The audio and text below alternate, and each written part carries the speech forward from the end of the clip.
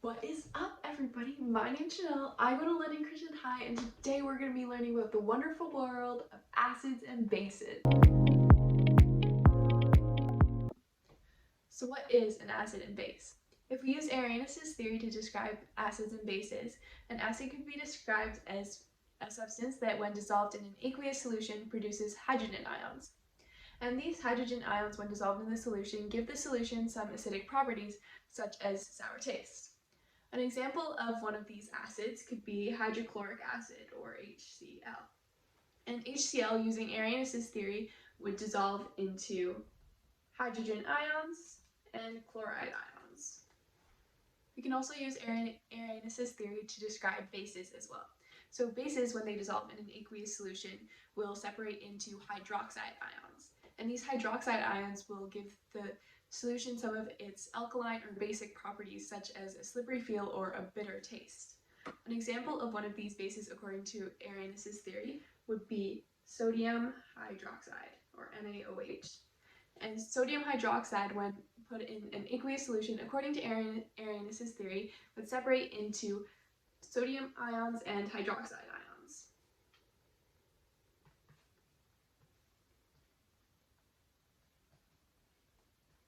We now know, thanks to more research, that Arrhenius' theory is not completely correct. He was on the right track, he just didn't get there fully. For example, Arrhenius' theory only allows for bases that contain hydroxide ions, but we know that that's not completely true because substances such as ammonium, which is NH3, don't contain hydroxide ions, but they still act as bases. Arrhenius' theory also assumes that all solutions happen in aqueous solutions, which was proven false by Bronsted and Lowry, who we will now talk about. Bronsted-Lowry theory of acids and bases is what is much more widely accepted in today's scientific community as the definition for acids and bases than Arrhenius' theory. This is because the Bronsted-Lowry theory encompasses a lot more of different acids and bases that Arrhenius' theory doesn't technically cover. So the Bronsted-Lowry theory of acids and bases is that an acid is a hydrogen ion donor to a base, and the base is the hydrogen ion acceptor. So because of this, the Bronsted-Lowry theory just is able to fully involve a lot more acids and bases, and it also includes the fact that this doesn't necessarily have to happen in an aqueous solution. It can be in many different kinds of solutions. We can use this Bronsted-Lowry theory of acids and bases to describe an acidic solution. So an acidic solution, in this case we'll use the example of hydrofluoric acid. So when hydrofluoric acid would dissolve in water, according to Arrhenius' theory, the solution will just dissolve into hydrogen ions and fluorine ions. But in actuality, the hydrofluoric acid reacts with the water to create a hydronium ion.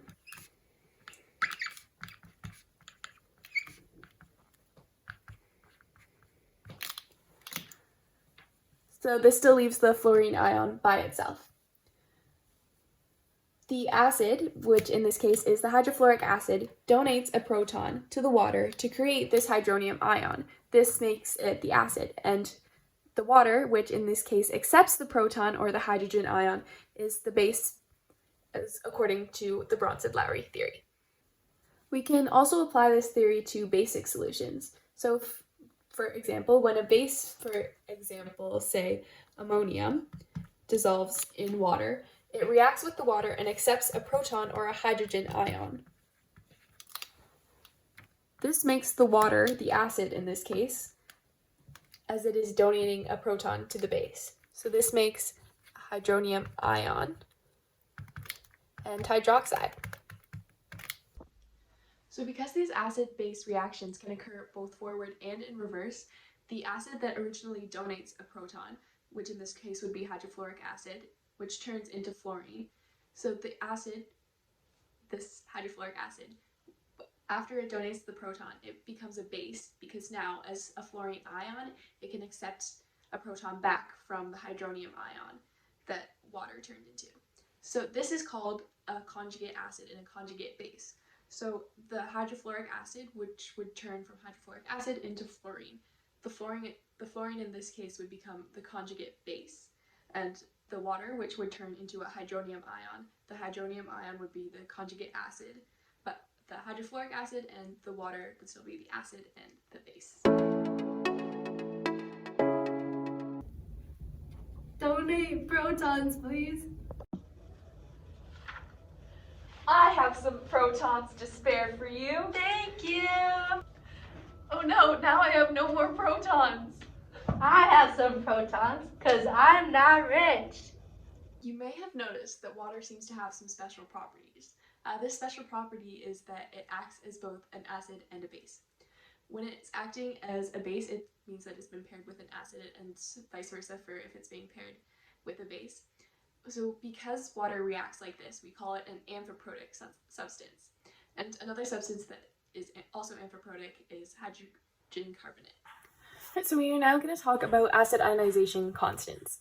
So the acid ionization constant is the equilibrium constant for the ionization of an acid. So the example equation that we're going to use for this is an acid plus water, which will turn into hydronium plus the ion of the acid. So the equation that we're going to use is, we're going to use the constant K. We're going to take the reactants and they're going to be on the top of the equation. So this will be the concentration of the hydronium ion times the concentration of the ion of the acid. That's going to be over the concentration of water times the concentration of the acid.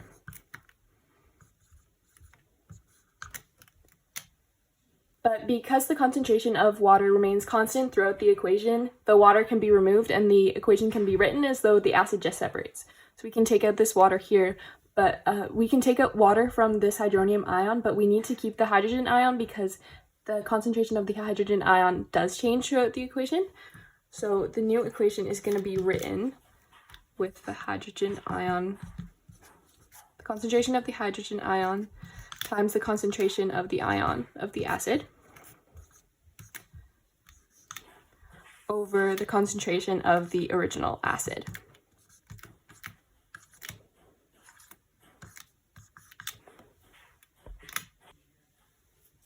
So next we'll talk about the base ionization constant. The base ionization constant is the equilibrium constant for the ionization of a base.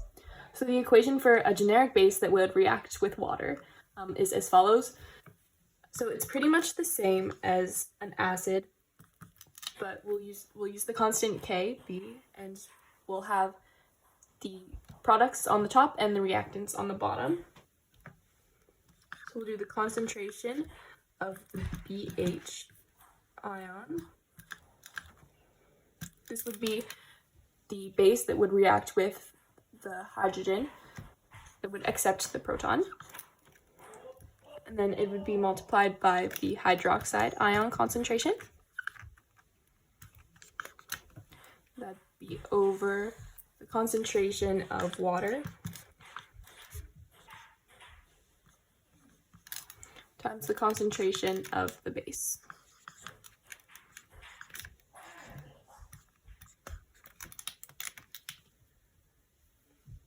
But remember, the concentration of water, because it's constant throughout the equation, it can be removed.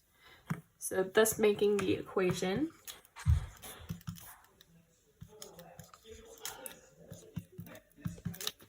the base ion, base hydrogen concentration times the hydroxide ion concentration over the concentration of the original base.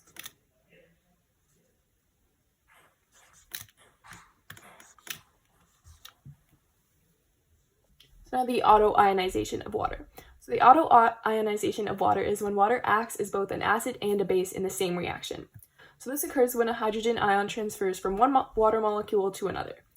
This ends up producing a hydroxide ion and a hydronium ion. So we can use the equation to find the ion product constant for water. So as per usual, we can use K as the constant for water. So we'll do the concentration of the products over the concentration of the reactants. So it would be the concentration of the hydronium ion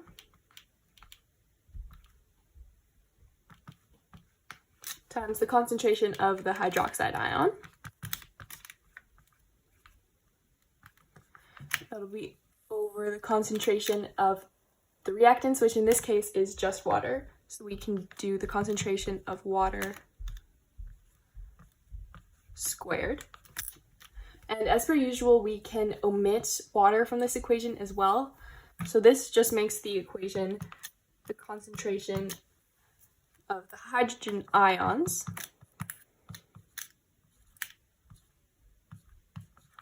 times the concentration of the hydroxide ions.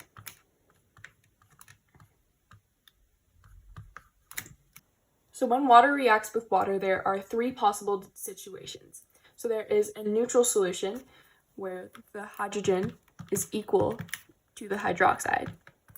There's an acidic solution where the hydrogen is more than the hydroxide.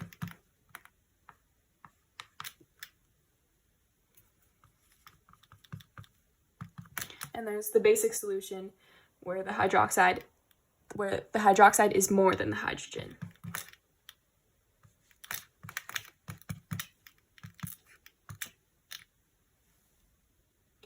For each case, though, the concentration of the hydrogen ions times the concentration of the hydroxide ions is always going to be equal to 1 times 10 to the negative 14. So now that we know this equation for the ion product of water, we can compare it to the acid ionization constant and the base ionization constant.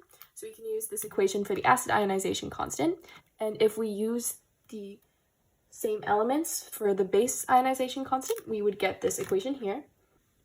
Right, and now we can see that if we were to multiply the acid ionization constant equation times the base ionization constant equation, we would be able to cancel some components out.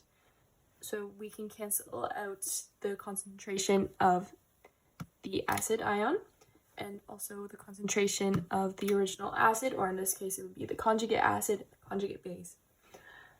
And we end up with the concentration of the hydrogen ions times the concentration of the hydroxide ions. And we can see that if we multiply these equations together, we will get the equation that is the same as the autoionization of water. So this means that the autoionization of water is equal to the acid ionization constant times the base ionization constant. Alright, so now we're going to move on to pH and pOH. So the pH of a solution is the negative logarithm of the concentration of the hydrogen ions, and the pOH of the solution is the negative logarithm of the concentration of the hydroxide ions.